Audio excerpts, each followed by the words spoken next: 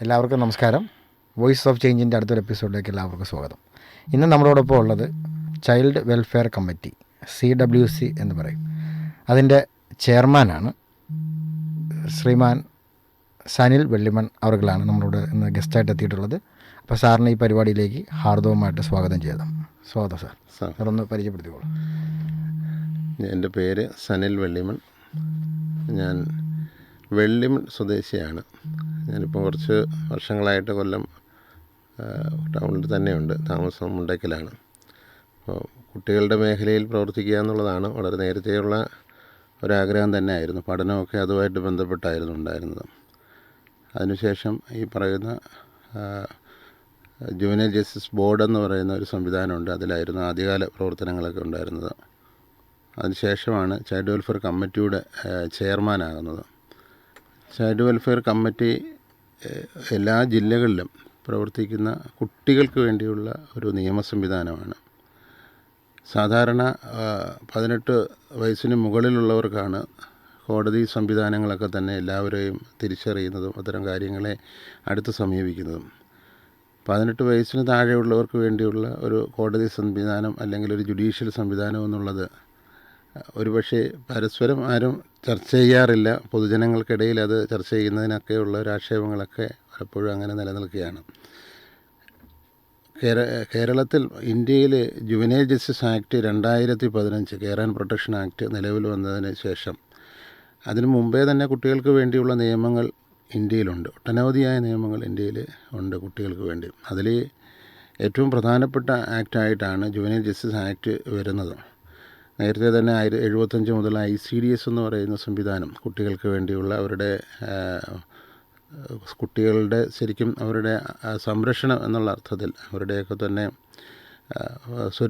പ്രാഥമികമായ അവരുടെ കാര്യങ്ങളെ ചിട്ടപ്പെടുത്തുവാൻ വേണ്ടി അവരുടെ വികസനത്തെ ത്വരിതപ്പെടുത്താൻ വേണ്ടി സ്ത്രീകളുടെയും കുട്ടികളുടെയും വികസനം എന്നുള്ള അർത്ഥത്തിലാണ് സംവിധാനം. ഇതൊക്കെ നമ്മളുടെ തന്നെ ഒരു ചരിത്രം പരിശോധിച്ച് നോക്കുമ്പോൾ തന്നെ ഗാന്ധിജി സ്ത്രീകളും കുട്ടികൾക്ക് വേണ്ടിയുള്ള പലതരത്തിലുള്ള അദ്ദേഹത്തിൻ്റേതായ ശ്രമങ്ങളും വാക്കുകളും പിന്നീട് ഭരണഘടനയോട് കൂട്ടിച്ചേർക്കാൻ കഴിയുന്ന കുറേ ഒട്ടനവധിയായ അദ്ദേഹത്തിൻ്റെ നിർദ്ദേശങ്ങളൊക്കെ ചേർത്ത് വെച്ചാണ് ആ ഒരു കാര്യങ്ങളിലൊക്കെ കൃത്യമായിട്ടും ഭരണഘടനയിൽ ആ നിർദ്ദേശങ്ങൾ ഉണ്ടായതുകൊണ്ട് തന്നെ ഒട്ടനവധി നിയമങ്ങൾ കുട്ടികൾക്ക് വേണ്ടിയും പ്രത്യേകിച്ചും സ്ത്രീകളും കുട്ടികളും ഉൾപ്പെടുന്ന ഒരു പാർശ്വവൽക്കരിക്കുക, നമ്മൾ അതിരുവൽക്കരിക്കപ്പെടുക അല്ലെങ്കിൽ മാറ്റി നിർത്തുക എന്നൊക്കെ പറയും.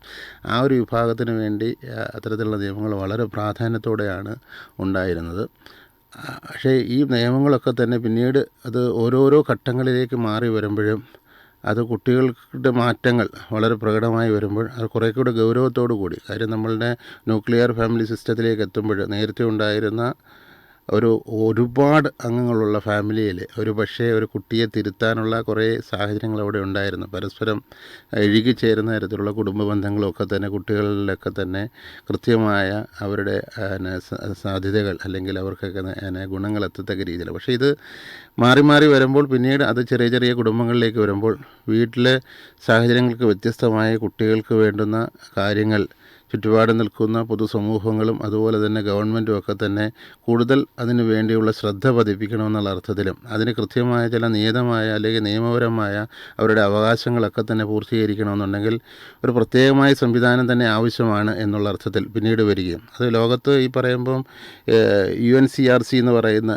അതായത് യുണൈറ്റഡ് നേഷൻസിൻ്റെ convention of rights of the children എന്ന് പറയുന്ന ഒരു സാധ്യത, അത് നമ്മൾ ഈ 2000 കൂടി ഇന്ത്യയിലേക്ക് അത് കൃത്യമായി പകർന്നുകൊണ്ട് ആദ്യം തന്നെ അതിൻ്റെ നിയമങ്ങൾ ഉണ്ടായിട്ടുണ്ട്. അത് ലോകത്തിലെ പ്രധാനപ്പെട്ട ഒരു രാഷ്ട്രമായിരുന്നു. കുട്ടികളുടെ അവകാശങ്ങളെ ഉറപ്പിക്കുന്നതിന് വേണ്ടിയുള്ള ഒരു രാഷ്ട്രം ഇന്ത്യയായിരുന്നു. അങ്ങനെ കുട്ടികളുടെ അവകാശങ്ങളെയും നീതിയൊക്കെ ഉറപ്പിക്കുന്ന തരത്തിൽ ഭരണഘടനയുടെ രൂപത്തിൻ്റെ ഭാഗമായിട്ട് തന്നെ ഈ ജുവനൈൽ ജസ്റ്റിസ് ആക്ട് ചിട്ടപ്പെടുത്തിയതിൻ്റെ തുടക്കം ഏകദേശം 2000-ലായിരുന്നു. പിന്നീട് ഇങ്ങോട്ട് അതിന് നിയതമായ മാറ്റങ്ങളുണ്ടായിട്ടുണ്ട്. പിന്നീട് 2015 വ്യക്തവും വളരെ പ്രകടവും കാര്യക്ഷമവുമായിട്ട് അത് വരികയും 2016 അതിൻ്റെ ഒരു റൂൾ ഉണ്ടാകുകയും കൃത്യമായിട്ട് എങ്ങനെ അതൊക്കെ മുന്നോട്ട് അതിനനുസരിച്ചുള്ള കുട്ടികളുടെ കൊടുത്തിരിക്കുന്ന നിയമങ്ങൾക്കനുസൃതമായിട്ട് എന്തൊക്കെയാണ് സാധ്യതകൾ വരുത്തേണ്ടത്, ഏതൊക്കെ തരത്തിലാണ് അത് കുട്ടികളിലേക്ക് എത്തേണ്ടത് എന്നുള്ളത് വ്യക്തമായി രൂപം പെടുന്നത് അതിൻ്റെ അടിസ്ഥാനത്തിലാണ്. ഒരുപക്ഷെ ഇതിൻ്റെ ഒരു പ്രചരണം എന്നുള്ള അർത്ഥത്തിൽ ഇപ്പോഴും അതിൻ്റെ ബാലാരിഷ്ടയിൽ നിൽക്കുകയാണ്. കാര്യം അതിൻ്റെ കൃത്യമായ രൂപത്തിലേക്ക് അത് വന്നിട്ടില്ല, അതിൻ്റെ പ്രചരണങ്ങൾ വന്നിട്ടില്ല. അപ്പോൾ ഇത് അതിനുശേഷം 2017 സ്റ്റേറ്റിലും അതിനനുബന്ധമായ ഒരു റൂൾ ഉണ്ടായിട്ടുണ്ട്. അതിനനുസരിച്ച് എങ്ങനെ പ്രവർത്തിക്കണം എന്നുള്ളതിനെ സംബന്ധിച്ച് സ്റ്റേറ്റ് തലത്തിൽ ഒരു ICDS എന്ന് പറയുന്നത് ഒരു പ്രത്യേക പ്രോജക്റ്റ് എന്ന് പ്രവർത്തിക്കുന്നത് പോലെ തന്നെ ICPS എന്ന് പറയുന്ന മറ്റൊരു സംവിധാനം ഇത് ചൈൽഡ് പ്രൊട്ടക്ഷനുമായി ബന്ധപ്പെട്ട് പ്രത്യേകമായൊരു സംവിധാനം രൂപീകരിക്കുകയും അത് ജില്ലാതലത്തിൽ DCPO എന്ന് പറയുന്ന മറ്റൊരു സംവിധാനം ഡിസ്ട്രിക്ട് ചൈൽഡ് പ്രൊട്ടക്ഷൻ ഓഫീസ് അതിനൊരു യൂണിറ്റായിട്ട് അതിൻ്റെ ഒരു ഓഫീസറും ഒക്കെ രൂപപ്പെടുന്ന രീതിയിൽ ഒരു പ്രവർത്തനങ്ങളും ചിട്ടപ്പെടുത്തിയിട്ടുണ്ട്. ഇതൊക്കെ തന്നെ ജുവനൈൽ ജസ്റ്റിസ് ആക്ടിൻ്റെ ആ നിയമത്തിൻ്റെ ഭാഗമായിട്ടുണ്ടായിട്ടുള്ളതാണ്. അപ്പോൾ ഇത് കുട്ടിയുടെ സുരക്ഷയും സംരക്ഷണവും നിലനിർത്തുക എന്നുള്ള അർത്ഥത്തിൽ ഈ നിയമത്തിൽ പ്രധാനമായും ചെയ്തിരിക്കുന്നത് കുട്ടികളെ പ്രധാനപ്പെട്ട 2 വിഭാഗങ്ങളായിട്ട് കൃത്യമായി ചിട്ടപ്പെടുത്തിക്കൊണ്ടാണ് ചെയ്തിരിക്കുന്നത്. ഒന്ന്, സുരക്ഷയും സംരക്ഷണവും ആവശ്യമുള്ള കുട്ടികൾ എന്നുള്ള അർത്ഥത്തിൽ അവരുടെ പ്രശ്നങ്ങളെ അവർ നേരിടുന്ന അഭിമുഖീകരിക്കുന്ന തരത്തിലുള്ള അല്ലെങ്കിൽ നിയമം അനുശാസിക്കേണ്ടതായിട്ടുള്ള നീതി ലഭിക്കേണ്ടതായിട്ടുള്ള ഭാഗങ്ങളെയൊക്കെ തന്നെ കരുതാൻ വേണ്ടി ഒരു കരുതലാണ്. ആ കരുതാൻ വേണ്ടിയാണ് ചൈൽഡ് വെൽഫെയർ കമ്മിറ്റി എന്നുള്ള നിലയിലേക്ക് ഒരു ഫസ്റ്റ് ക്ലാസ് ജുഡീഷ്യൽ ബെഞ്ചിൻ്റെ അധികാര ചുമതലകൾ ഉൾപ്പെടുത്തിയിട്ടുള്ള ബിലോ 18 ഒരു സംവിധാനം ചിട്ടപ്പെടുത്തിയിരിക്കുന്നത്. അതുപോലെ മറ്റൊരു സംവിധാനം എന്ന് പറയുന്നത് CCL എന്ന് പറയുന്ന മറ്റൊരു വിഭാഗം, അതായത് child in conflict with law എന്ന് പറയുന്ന ആ അർത്ഥത്തിൽ നിയമവുമായി പൊരുത്തപ്പെടാത്ത കുട്ടികൾ, ഒരുപക്ഷെ അതിനു മുമ്പ് ജുവനൈൽ ഹോമെന്നോ അല്ലെങ്കിൽ ഈ പറയുന്ന ദുർഗുണ പരിഹാര പാഠശാല എന്നൊക്കെയുള്ള രൂപത്തിലൊക്കെ ഒരു കാലഘട്ടങ്ങളിൽ ചിട്ടപ്പെടുത്തിയിരുന്ന ആ സംവിധാനത്തിൽ നിന്നുപരിയായിട്ട് നിയമവുമായി പൊരുത്തപ്പെടാത്ത കുട്ടി എന്നുള്ള അവിടെ കുട്ടിക്കാണ് പ്രാധാന്യം. അതായത് 18 വയസ്സ് താഴെയുള്ള ഏതൊരു ഒരു മനുഷ്യ രൂപത്തെയും കുട്ടി എന്നുള്ള പരിഗണന, അതാണ് നിയമത്തിൻ്റെ ഏറ്റവും വലിയ ശേഷി എന്ന് പറയുന്നത്. ആ നിയമം അങ്ങനെ ആണ് കുട്ടിയെ കണക്കാക്കുക. കുട്ടി പൂർണ്ണമായും വളർച്ച വന്നിട്ടില്ല എന്നുള്ള അർത്ഥത്തിൽ ആ കുട്ടിയെ മുഖ്യധാരയിലേക്ക് കൊണ്ടുപോകാൻ നിയമത്തിൻ്റെയും പൊതുസമൂഹത്തിൻ്റെയും എല്ലാം ഒരു കൂട്ടായ ശ്രമം ആവശ്യമാണെന്നുള്ള വലിയ ഒരർത്ഥത്തിലാണ് ഈ നിയമം അതിനെ കരുതുന്നത്.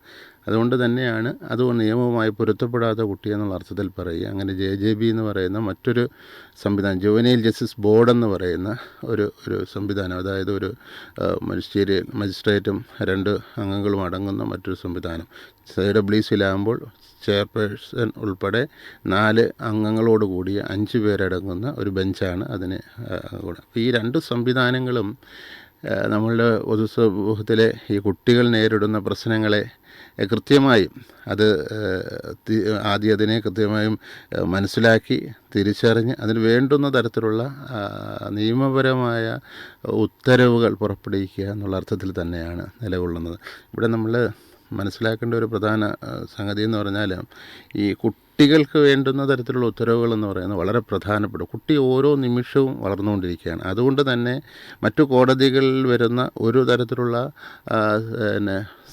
സമയദൈർഘ്യങ്ങളോ ഒന്നും രൂപപ്പെടാതെ വളരെ പെട്ടെന്ന് തന്നെ ചിലപ്പോൾ കുട്ടിയുടെ പഠനവുമായി ബന്ധപ്പെട്ടായിരിക്കും, ഒരു പഠനത്തിൻ്റെ സുരക്ഷ ഉറപ്പുവരുത്താനായിരിക്കും. ഒരു കുട്ടിക്ക് ചിലപ്പോൾ ഒരു താമസം, അതായത് ഒരു കുട്ടി അധിവസിക്കുന്ന സ്ഥലത്തുണ്ടാകുന്ന ഒരു പ്രശ്നം, പലപ്പോൾ അവരുടെ സുരക്ഷിതമായ സാഹചര്യം ഉറപ്പുവരുത്തുക. അപ്പോൾ അങ്ങനെ ആ സാഹചര്യം വളരെ പെട്ടെന്ന് മെച്ചപ്പെടുത്തിക്കൊണ്ടാകണം. അച്ഛനും അമ്മയും പെട്ടെന്ന് ഒരു നഷ്ടപ്പെടുന്ന അല്ലെങ്കിൽ രക്ഷകർത്തൃത്വം പെട്ടെന്ന് ഇല്ലാതാകുന്ന, ചിലപ്പോൾ സാമ്പത്തികമായൊരു ബുദ്ധിമുട്ട് കൊണ്ടൊരു പഠനം മുടങ്ങിപ്പോകുന്ന മറ്റ് ഓരോ തരത്തിലുള്ള പ്രതിസന്ധികൾ, ആ പ്രതിസന്ധികൾ ഇന്ന് വളരെ കൂടി വരികയാണ്. അപ്പം അതിജീവനം, വികസനം, ആ ഉന്നമനം, ഈ പറയുന്ന ഈ കുട്ടികളുമായി ബന്ധപ്പെടുന്ന എല്ലാ ഡെവലപ്മെൻറ്റിനും സാധ്യമാകുന്ന സാഹചര്യങ്ങളിൽ ഏറ്റവും പ്രധാനപ്പെട്ടതായിട്ട് അതിജീവനത്തിൻ്റെ ഭാഗമാണ്. അതെനിക്ക് തോന്നുന്നു ഈ കോവിഡിന് ശേഷം, അതായത് കോവിഡും പോലെ തന്നെ നമ്മളുടെ മഹാമാരികളും അതുപോലെ പ്രളയങ്ങളും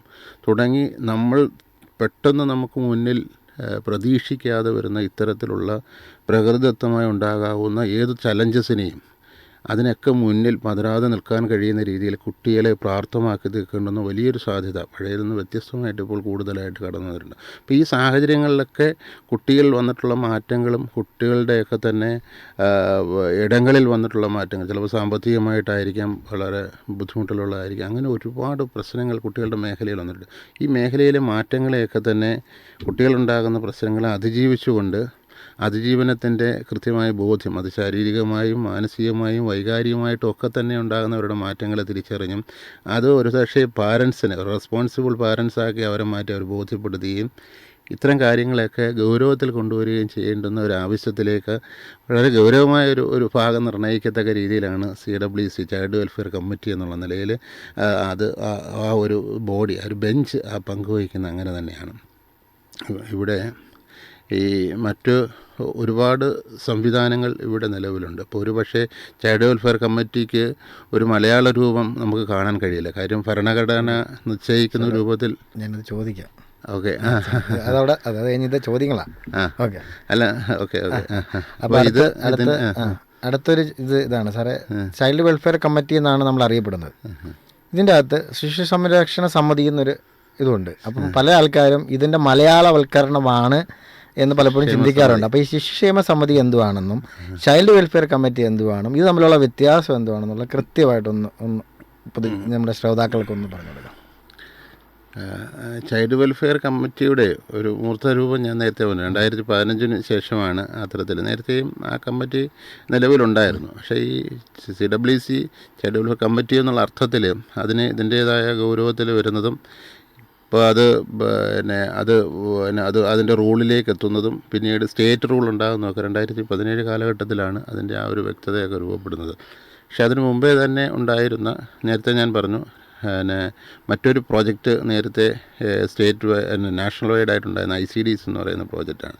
അപ്പോൾ ഈ ICDs പ്രോജക്റ്റുകളും ഉണ്ടാകുമ്പോഴും അതൊരു നാഷണൽ പ്രോജക്റ്റാണ്. അതിൻ്റെയൊക്കെ തന്നെ കൃത്യമായ ഒരു ഇംപ്ലിമെൻറ്റേഷൻ അല്ലെങ്കിൽ കൃത്യമായ തരത്തിൽ ഒരു സ്റ്റേറ്റിൽ പ്രാവർത്തികമാക്കുക എന്നുള്ള അർത്ഥത്തിൽ തന്നെ സ്റ്റേറ്റിൽ മറ്റൊരു സംവിധാനം, മുഖ്യമന്ത്രി ചെയർമാനായിട്ടുള്ളൊരു സംവിധാനം ഒരു NGO പ്ലാറ്റ്ഫോമിൽ നിലവന്നു. അതിനെയാണ് നമ്മൾ ശിശുക്ഷേമ സമിതി എന്നുള്ളത്. ആ സമിതി ഓരോ ജില്ലകളിലും പ്രവർത്തിക്കുകയും കുട്ടികളുടെ പ്രത്യേകിച്ചും അവരുടെ ക്ഷേമവും ഐശ്വര്യവും അവരുടെയൊക്കെ തന്നെ മറ്റു തരത്തിലുള്ള പരിപോഷിപ്പിക്കുവാനൊക്കെ ആയിട്ടുള്ള സാധ്യതകളെയൊക്കെ തന്നെ മെച്ചപ്പെടുത്തുവാനായിട്ടുള്ള ശ്രമങ്ങൾ ഗവൺമെൻറ്റിൻ്റെ കൂടി ഗ്രാൻറ്റിൻ്റെ അടിസ്ഥാനത്തിൽ, അതായത് സ്റ്റേറ്റ് ഗവൺമെൻറ് ഗ്രാൻറ്റ്, അത് കേരളത്തിൽ മാത്രം നിലനിൽക്കുന്ന അടിസ്ഥാനത്തിൽ ചിട്ടപ്പെടുത്തിയിട്ടുള്ള ഒരു സംവിധാനമാണ്. ഓരോ ജില്ലയിലും ഉണ്ട്. ഇപ്പം പക്ഷേ നേരത്തെ ഞാൻ ഇതിൻ്റെ ഒരു വ്യത്യാസം, ചൈൽഡ് വെൽഫെയർ കമ്മിറ്റി എന്ന് പറയുന്നത് ജുവനൈൽ ജസ്റ്റിസ് ആക്ടിൻ്റെ ഭാഗമായിട്ടുള്ള ഭരണഘടനാപരമായി നിലകൊള്ളുന്ന ഒരു സംവിധാനം, ഒരു ജുഡീഷ്യൽ സംവിധാനം എന്നുള്ള നിലയിൽ നൽകുമ്പോൾ ശിശുക്ഷേമ സമിതി ഈ പറയുന്ന അതിൻ്റെ ഒരു മലയാളീകരണത്തിലേക്ക് ശിശുക്ഷേമ സമിതിയല്ല വരുന്നത്. അത് ചൈൽഡ് വെൽഫെയർ കമ്മിറ്റിക്ക് ഏത് ഭാഷയിലായാലും ചൈൽഡ് വെൽഫെയർ കമ്മിറ്റി എന്നുള്ളൊരു സമിതി എന്നുള്ള അർത്ഥത്തിൽ അത് അവരുടേതായിട്ടുള്ളൊരു സേവനം നൽകുന്ന ഒരു NGO പ്ലാറ്റ്ഫോം എന്നുള്ള നിലയിലും അത് നിലനിൽക്കുന്നു. ഓരോ ജില്ലയിലും അതിൻ്റെ അടിസ്ഥാനത്തിൽ അത് പ്രവർത്തിച്ചു വരികയും ചെയ്യുന്നുണ്ട്. അവരുടെ പ്രവർത്തനങ്ങൾക്ക് തന്നെ അതിൻ്റെ ഇത് ഒരു നിയമപരമായ ഉത്തരവുകളും സാധ്യതകളും പുറപ്പെടുകയും ചെയ്യുന്ന ഔദ്യോഗിക സ്ഥാപനം എന്നുള്ള നിലയിൽ എപ്പോഴും ഒരു ചൈൽഡ് വെൽഫെയർ കമ്മിറ്റിയുടെ പ്രധാന സ്റ്റേക്ക് ഹോൾഡേഴ്സ് എന്ന് പറയുന്നത് പോലീസ്, അതുപോലെ തന്നെ നിലവിലുള്ള ഡിപ്പാർട്ട്മെൻറ്റുകൾ, ഇതുമായി യോജിച്ച് വരുന്ന എല്ലാ ഡിപ്പാർട്ട്മെൻറ്റുകളും എല്ലാം അതിൻ്റെ സ്റ്റേക്ക് ഹോൾഡേഴ്സായിട്ട് നിലകൊള്ളുകയും അതുപോലെ തന്നെ മറ്റു ഇതിൻ്റെ കൂടെ ചേർന്ന് കുട്ടികളുമായി ബന്ധപ്പെടുന്ന എല്ലാ നിയമാനുസൃതമായ അംഗീകാരമുള്ള സംവിധാനങ്ങളെല്ലാം ഇതിൻ്റെ സ്റ്റേക്ക് ഹോൾഡേഴ്സാണ് CWC. അതുപോലെ തന്നെ സാറേ, കുട്ടികളുടെ സംരക്ഷണ CWCയുടെ ഒരു പ്രവർത്തനത്തെക്കുറിച്ച് പൊതുജനങ്ങൾക്ക് മതിയായ അവബോധം ഉണ്ടെന്നാണെന്നാണ് എൻ്റെ ഒരു അഭിപ്രായം. ഞാൻ അതിൻ്റെ ഒരു ബോർഡ് വർക്ക് ചെയ്തിട്ടുള്ളത് ഉണ്ട്. പക്ഷേ അത് ഇല്ലാത്ത മേഖലയിൽ അത് വ്യാപിപ്പിച്ചെടുക്കാനായിട്ട് CWC ചെയ്യുന്ന പ്രവർത്തനങ്ങൾ എന്തൊക്കെയാണ്? ഇപ്പോൾ നമ്മളുടെ ഇത് ഒരു പ്രധാനപ്പെട്ട ഒരു ഭാഗമാണ്. കുട്ടികളുടെ അവകാശങ്ങളെ സംബന്ധിച്ച് കുട്ടികളിൽ അവബോധം എന്ന് പറയുന്ന ഒരു പ്രധാനം, അതായത് അവബോധം എന്ന് പറഞ്ഞാൽ ഒരു കാര്യത്തെ അറിയുക എന്നുള്ളതല്ല, അതിനപ്പുറത്തേക്ക് അതിൻ്റെ വ്യക്തതയെ തിരിച്ചറിയുക എന്നുള്ളതാണ്. അത് കുട്ടിയും തിരിച്ചറിയണം, രക്ഷിതാവും തിരിച്ചറിയണം, അവരുമായിട്ട് ചേർന്ന് നിൽക്കുന്ന അധ്യാപകരുൾപ്പെടെ കുട്ടികളുടെ സംരക്ഷണ അവകാശം ആർക്കൊക്കെയാണോ അവരൊക്കെ തന്നെ അത് തിരിച്ചറിയേണ്ടതായിട്ടുണ്ട്, വളരെ വ്യക്തമായിട്ട് തിരിച്ചറിയണം. അതായത് അതല്ലെങ്കിൽ ആ ഒരു തിരിച്ചറിവ് വന്നില്ലെന്നുണ്ടെങ്കിൽ ഇതിൻ്റെ നാമമാത്രമായ ചില കാര്യങ്ങളെ അറിഞ്ഞുകൊണ്ട് ഇതിനെ ദുർവിനിയോഗം ചെയ്യാനുള്ള ശ്രമങ്ങളുണ്ട്. അത് കുട്ടിയിലും ഉണ്ടാകും, അധ്യാപകരിലും ഉണ്ടാകും, മറ്റുള്ളവരിലും ഉണ്ടാകും. ഒരു പക്ഷേ ഇതിനൊരു അന്തസത്തയുണ്ട്, അതിനെ തിരിച്ചറിയുക എന്നുള്ളതാണ്. അപ്പം ഒരു കുട്ടിയെ സംബന്ധിച്ച് ഞാൻ എവിടെയാണ് ജീവിക്കുന്നത്, ഞാൻ എന്തിനാണ് ജീവിക്കുന്നത്, ഞാൻ എങ്ങനെയാണ് ജീവിക്കുന്നത്, അങ്ങനെ ജീവിക്കുന്നതൊന്ന് കുട്ടി തിരിച്ചറിയപ്പെടണം. ആ തിരിച്ചറിയപ്പെടേണ്ടത് കുട്ടിയുടെ അവകാശമാണ്. പക്ഷേ അത് തിരിച്ചറിയിക്കേണ്ടത് അതിന് ചുറ്റുപാടുള്ളവരാണ്. ഈ രണ്ടും അറിവും പകർന്നില്ലെന്നുണ്ടെങ്കിൽ, അല്ലാതെ ഈ നിയമത്തെ മാത്രം തിരിച്ചറിഞ്ഞു കഴിഞ്ഞാൽ അതവൻ ദുർവിനിയോഗം ചെയ്യും. അതാണ് ഇവിടെ ഞാൻ പറയുന്നത്. അതിൻ്റെ ഒരു ഭാഗം എന്ന് പറയുന്നത്, നമ്മളിപ്പോൾ ഒരു പക്ഷേ ഒരു തുടക്കം 75 കാലഘട്ടം നമ്മളിപ്പോൾ ഭരണഘടന രൂപപ്പെട്ട് കഴിഞ്ഞിട്ട് കുട്ടിക്ക് വേണ്ടിയുള്ള ഒരുപാട് തരത്തിലുള്ള പദ്ധതികളും പ്രോഗ്രാമുകളൊക്കെ ചെയ്യും. അതിൻ്റെ തുടക്കകാലത്തിലുള്ള പദ്ധതികളുടെ ഒരു രീതി എന്ന് പറയുന്നത് കുട്ടികളെ പഠിപ്പിക്കുക, കുട്ടികളെ മനസ്സിലാക്കുക, കുട്ടികളെ വളർത്തുക എന്ന് പറയുന്ന ഒരു ടാഗാണ്. എന്ന് വെച്ചാൽ ഒരു ടാഗിൽ അപ്പം അങ്ങനെ ചെയ്യുക എന്നുള്ളത്, അതാണ് നമ്മൾ ഇമ്പോസ് ചെയ്യുന്നത്. പിന്നീട് അത് കുറേക്കൂടെ കുറേക്കൂടെ പ്രോഗ്രസീവായിട്ടുള്ളൊരു കാഴ്ചപ്പാട് ആയി വന്നു. അതായത് കുട്ടിയെ വളരാൻ സഹായിക്കുക, അപ്പോൾ സഹായിക്കുക, ഒരു ദുർബലത, അപ്പോൾ അതുകൊണ്ട് നമ്മൾ സഹായിക്കുക, അതിന് വേണ്ടുന്ന തരത്തിലുള്ള സാധ്യതകൾ ഉണ്ടാക്കുക എന്നുള്ളതായിരുന്നു. പക്ഷേ ഒരു ജുവനൈൽ ജസ്റ്റിസ് ആക്ട് കുറച്ചുകൂടെ മോഡേണായിട്ടുള്ളൊരു കോൺസെപ്റ്റാണ് മുന്നിലേക്ക് വയ്ക്കുന്നത്. അല്ലെങ്കിൽ ആ ഒരു പരിസരം അങ്ങനെയാണ് വയ്ക്കുന്നത്. അല്ലെങ്കിൽ ആ നിയമങ്ങൾ അതൊരു അവകാശത്തിൻ്റെ ഭാഗമായിട്ടാണ്, റൈറ്റ്സാണ് അത് വയ്ക്കുന്നത്, മുന്നോട്ട് വയ്ക്കുന്നത്. അവിടെയെന്ന് പറഞ്ഞാൽ സഹായിക്കുക എന്നതിനപ്പുറത്തേക്ക് നിയമപരമായിട്ടും വ്യക്തതയോടും കൂടി അറിവ് പങ്കിടാൻ കഴിയുന്ന ശേഷിയുള്ള ഒരു ചുറ്റുപാട് അവനോട് ചേർന്ന് നിൽക്കുക എന്നുള്ളതാണ്. ഒപ്പം നിൽക്കുക എന്നുള്ളതാണ്. അതാണ് പ്രോഗ്രസീവായിട്ട് കാഴ്ചപ്പാട്. അവനെ ഒപ്പം നിൽക്കാൻ കഴിയണമെന്നുണ്ടെങ്കിൽ കുട്ടിയുടെ അറിവിനെ നമുക്ക് മനസ്സിലാക്കാം. അതായത് കുട്ടിയുടെ പ്രകൃതം, അവൻ്റെ കഴിവ്, അവൻ്റെ ആവശ്യകത ഒക്കെ തിരിച്ചറിയാൻ അവനോടൊപ്പം നിൽക്കുന്നവർ കഴിയണം. എന്താണ് അവൻ്റെ ശേഷി, അവൻ്റെ ഇൻട്രസ്റ്റ് എന്താണ്, അവൻ്റെ എബിലിറ്റി എന്താണ്, അവൻ്റെ മറ്റു തരത്തിലുള്ള ശേഷികൾ എന്താണെന്നൊക്കെ മനസ്സിലാക്കാൻ കഴിയണം. അത് നമ്മളുടെ ഉത്തരവാദിത്വമാണ്, അവന് ചുറ്റും നിൽക്കുന്നവരുടെ ഉത്തരവാദിത്വമാണ്. അതിനെന്തെങ്കിലും മാറ്റങ്ങൾ സംഭവിച്ചിട്ടുണ്ടെങ്കിൽ, അവനിലെന്തെങ്കിലും അത് വന്നിട്ടില്ലെങ്കിൽ, അതല്ലെങ്കിൽ അവനിൽ നിന്ന് തെന്നിപ്പോയിട്ടെങ്കിൽ, മാറിപ്പോയിട്ടുണ്ടെങ്കിൽ, അവന് അതിനനുസരിച്ച് അപ്പുറത്തേക്ക് അത് ഏതെങ്കിലും രീതിയിൽ അവൻ ബുദ്ധിമുട്ടിലേക്ക് പോയിട്ടുണ്ടെങ്കിൽ, അല്ലെങ്കിൽ നമ്മൾ കാണുന്നത് പോലെ അവൻ ഒരു സമൂഹത്തിന് തന്നെ പ്രയാസപ്പെടുത്തുന്ന അല്ലെങ്കിൽ നിയമത്തിന് വിരുദ്ധമാകുന്ന ഒരാളായി പോയിട്ടുണ്ടെങ്കിൽ, അത് ആ ചുറ്റും നിന്നവരുടെ തെറ്റ് തന്നെയാണ്. അവിടെയാണ് അതിൻ്റെ ഒരു പ്രശ്നം. അതാണ് അവർ കാട്ടിക്കൊടുത്ത, അവർ ചേർന്ന് നിന്നതിലുണ്ടായിട്ടുള്ള അപാകതയാണ്. അപ്പോൾ അത് കുട്ടിയുടെ തെറ്റല്ല അവിടെ. അപ്പോൾ കുട്ടിയുടെ തെറ്റല്ല, അവൻ്റെ ചുറ്റുപാടിൻ്റെ തെറ്റുകളാണെന്നുള്ള ഒരു സാധ്യതയിൽ നിന്നുകൊണ്ട് അവനെ കാണാൻ കഴിയുക എന്നുള്ളതാണ് ഈ നിയമത്തിൻ്റെ ഏറ്റവും പ്രധാനപ്പെട്ട വശം. അപ്പോൾ ആ തരത്തിലേക്ക് അവിടെയാണ് ഒരു പക്ഷേ നമ്മൾ ഈ വടി ഉപേക്ഷിക്കുക എന്നുള്ള കാര്യങ്ങളോ അല്ലെങ്കിൽ ഈ പറയുന്ന ശിക്ഷയുടെ സാധ്യതകളോ ഒക്കെ തന്നെ പലപ്പോഴും ഈ നിയമത്തിന് വിരുദ്ധമാണെന്ന് പറയുന്ന അതിൻ്റെ അർത്ഥത്തിലാണ്. അപ്പം കുട്ടിയെ നേരത്തെ ചെയ്യുന്നത് പോലെ ഞാൻ പറഞ്ഞു, കോവിഡിന് ശേഷം ഉണ്ടായിരുന്ന മാറ്റത്തിൽ സ്ക്രീൻ ടൈമൊക്കെ കൂടുതലായിട്ട് ഉപയോഗിക്കുന്ന കുട്ടിയും, ഒരുപാട് തവണ ഗാഡ്ജറ്റുകൾ ഉപയോഗിക്കുന്ന കുട്ടിയും, വളരെ അടുത്ത് കണ്ണിലേക്ക് പ്രകാശം നിരന്തരമായി വരുമ്പോൾ അവൻ്റെ മസ്തിഷ്കത്തിലുണ്ടാകുന്ന മാറ്റങ്ങളുണ്ടാകുന്ന കുട്ടിയൊക്കെ തന്നെ ഒരുപാട് സാധ്യതകൾ. പക്ഷേ ഇതൊന്നും ഒരുപക്ഷെ അതിൻ്റെ ഒരു റെസ്പോൺസിബിൾ പാരൻറ്റിങ്ങിൻ്റെ ഭാഗമായിട്ട് തിരിച്ചറിയപ്പെടാതെ അവൻ മാറ്റങ്ങളിൽ വരുമ്പോൾ മാത്രം എൻ്റെ കുട്ടി ഇങ്ങനെ സംഭവിച്ചു, അവന് കൗൺസിലിംഗ് വിധേയമാക്കണം, ട്രീറ്റ്മെൻറ്റ് കൊണ്ടുപോകണം, മറ്റു പല സാധ്യതകളും വരുത്തുന്ന സാഹചര്യങ്ങളാണ് ഉണ്ടാകുന്നത്. അപ്പോൾ അതുകൊണ്ട് തന്നെ വളരെ ശ്രദ്ധയോടുകൂടി കാണുവാൻ കഴിയുന്ന കാഴ്ചപ്പാടും അതിൻ്റേതായ സിലബസിൻ്റെ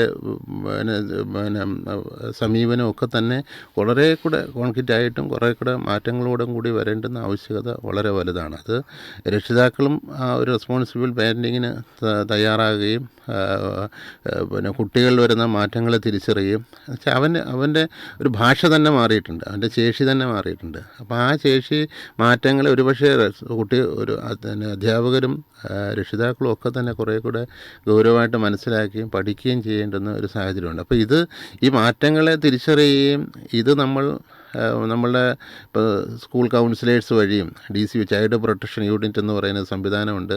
അത് വഴി അപ്പോൾ നടത്തുന്ന കുറേ പ്രോജക്ട്സുകളുണ്ട്. ആ പ്രോജക്ട്സ് വഴി പരമാവധി ഓരോ പഞ്ചായത്തിലും നേരത്തെ ജാഗ്രതാ സമിതികളൊക്കെ എന്ന് പറയുന്നത് പോലെ ജുവനൈൽ ജസ്റ്റിസ് ആക്ടിൻ്റെ ഭാഗമായി ചിട്ടപ്പെടുത്തിയുള്ള ചൈൽഡ് പ്രൊട്ടക്ഷൻ കമ്മിറ്റികളുണ്ട്. ആ കമ്മിറ്റികളെന്ന് പറയുന്നത് അവിടുത്തെ സ്റ്റേക്ക് ഹോൾഡേഴ്സായിട്ട് വരുന്ന അവിടുത്തെ പഞ്ചായത്ത് സെക്രട്ടറിയും പ്രസിഡൻറ്റും അതുപോലെ തന്നെ അവിടുത്തെ തൊട്ടടുത്തുള്ള നമ്മൾ ഇതുമായി യോജിച്ച് നിൽക്കുന്ന പോലീസ് സ്റ്റേഷനും മറ്റു എക്സൈസ് ഡിപ്പാർട്ട്മെൻറ്റും കുട്ടികളായി യോജിക്കുന്ന വിദ്യാഭ്യാസ വകുപ്പും എല്ലാം ചേരുന്ന ഒരു പഞ്ചായത്ത് തല സമിതിയാണ്. അപ്പോൾ അവിടെ ആ തരത്തിലുള്ള ആ സമിതികളിലൂടെയും അതുപോലെ തന്നെ സ്കൂളുകളിലൂടെയും അതുപോലെ വിവിധങ്ങളാകുന്ന പ്രോജക്റ്റുകൾ, അതായത് CNCP പ്രോജക്റ്റുകളുടെ ഭാഗമായിട്ടുള്ള കാവൽ പ്ലസ് എന്ന് പറയുന്ന ഒരു പ്രോജക്റ്റ് CWC ആയിട്ട് ബന്ധപ്പെടുത്തിയുണ്ട്. പ്രത്യേകിച്ച് അതുപോലെ തന്നെ ജുവനൈൽ ജസ്റ്റിസ് ബോർഡിൻ്റെ ഭാഗമായിട്ടുള്ള കാവലെന്ന് പറയുന്ന മറ്റൊരു പ്രോജക്റ്റ് നിലവിലുണ്ട്. ICDCൻ്റെ ഭാഗമായിട്ട് നിലകൊള്ളുന്ന സ്കൂൾ കൗൺസിലേഴ്സുണ്ട്. അതുപോലെ മറ്റ് ഇതര വിഭാഗങ്ങളിൽ ഒക്കെ തന്നെ കുട്ടികളുമായി ചേർന്ന് നിൽക്കുന്ന എല്ലാ വിഭാഗങ്ങളും, ഇപ്പോൾ ഏറ്റവും പ്രധാനപ്പെട്ടത് പോലീസാണ്. പോലീസ് സംവിധാനത്തിൻ്റെയൊക്കെ തന്നെ പ്രത്യേകിച്ചും സ്പെഷ്യൽ ജുവനൈൽ പോലീസ് യൂണിറ്റ് എന്നുള്ള ഒരു സംവിധാനം തന്നെ ജുവനൈൽ ജസ്റ്റിസ് ആക്ട് ഓരോ സ്റ്റേഷനിൽ വരാൻ അതൊരു ഒരു വെൽഫെയർ ഓഫീസർ, അതായത് ഈ പറയുന്ന ഒരു ചൈൽഡ് വെൽഫെയർ ഓഫീസർ എന്നുള്ളതാണ് CW എന്ന് പറയുന്നൊരു പോസ്റ്റ് തന്നെയുണ്ട്. അപ്പോൾ അത്തരത്തിലൊരു പ്രത്യേകിച്ചും ഒരു SI റാങ്കിൻ്റെ അർത്ഥത്തിൽ തന്നെയാണ് അത് ചിട്ടപ്പെടുത്തിയിട്ടുള്ളത്.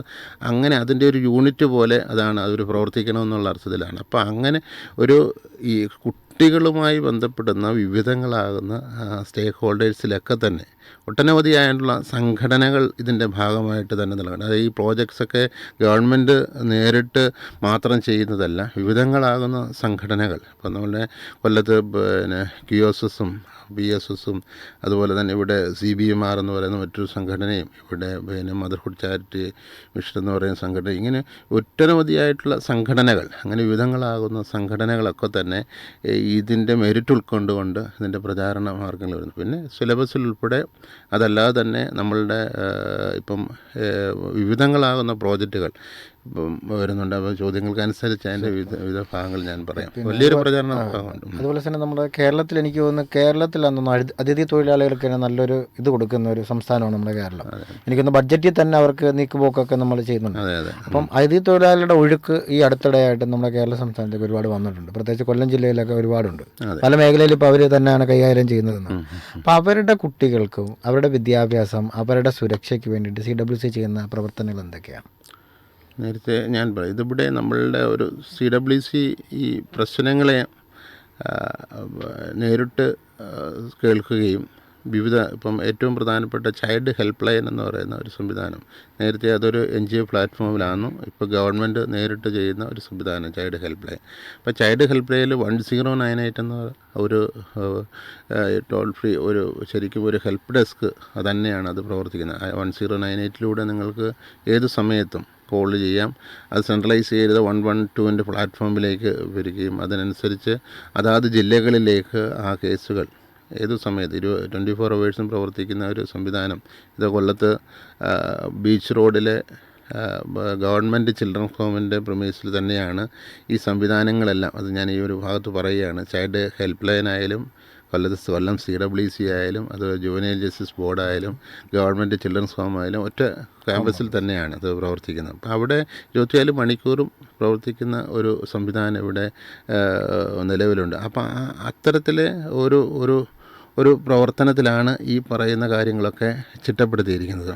ഇവിടെ ഈ പറയുന്ന ക്വസ്റ്റിൻ്റെ ഒരു അടിസ്ഥാനത്തിൽ ഈ അതിഥി തൊഴിലാളികളെ സംബന്ധിച്ച് ഉള്ള ഒരു വ്യക്തത നിലവിൽ പോലീസിൻ്റെ അടിസ്ഥാനത്തിലുണ്ട്. നമുക്ക് തന്നെ അതിഥി തൊഴിലാളികളെ സംബന്ധിച്ച് അതിവിടെ ഒരു പ്രശ്നം എന്ന് പറഞ്ഞാൽ ഇവരുടെ ഒരു അക്രഡിറ്റേഷനെ സംബന്ധിച്ചാണ്. അക്രഡിറ്റേഷൻ എന്ന് പറഞ്ഞാൽ നമ്മളിപ്പോൾ ഈ ഇവിടെ വരുന്ന തൊഴിലാളികളുടെ നിലവിൽ കൃത്യമായ രേഖകളുള്ള വിവരങ്ങളുള്ള തൊഴിലാളികളുടെ അടിസ്ഥാനത്തിലും ഇവിടെ കൃത്യമായ